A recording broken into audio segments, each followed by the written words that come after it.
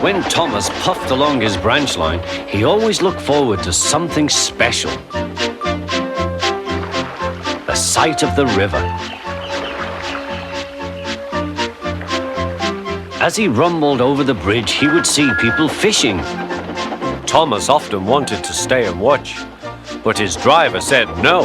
What would Sir Topham Hatt say if we were late? Every time he met another engine, he would say, "I want to fish." But they all had the same answer. "Engines don't go fishing." Silly stick in the muds, thought Thomas. One day he stopped as usual to take in water at the station by the river. "Out of order?" "Bother," said Thomas, "I'm thirsty." "Never mind," said his driver, "we'll get some water from the river."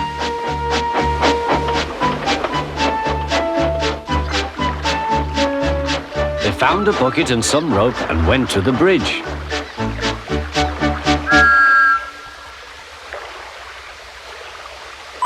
Then the driver let the bucket down to the water. The bucket was old and had 5 holes.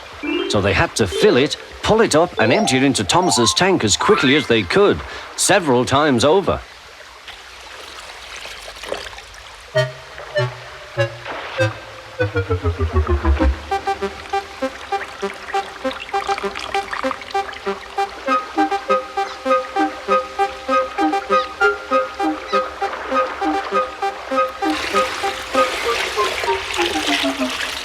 They finished at last. That's good, puffed Thomas, and Annie and Clarabelle ran happily behind.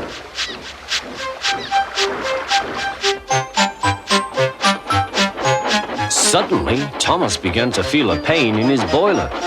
Steam began to hiss from his safety valve in an alarming way. "There's too much steam," said his driver. "Oh dear," groaned Thomas, "I'm going to burst, I'm going to burst." They damped down his fire and struggled on. "I've got such a pain, I've got such a pain," Thomas hissed.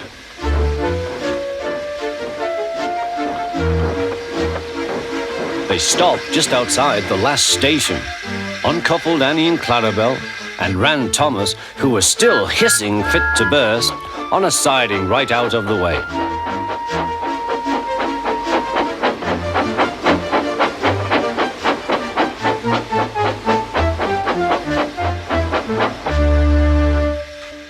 Then while the conductor telephoned for an engine inspector, the driver found notices in large letters, which he hung on Thomas in front and behind.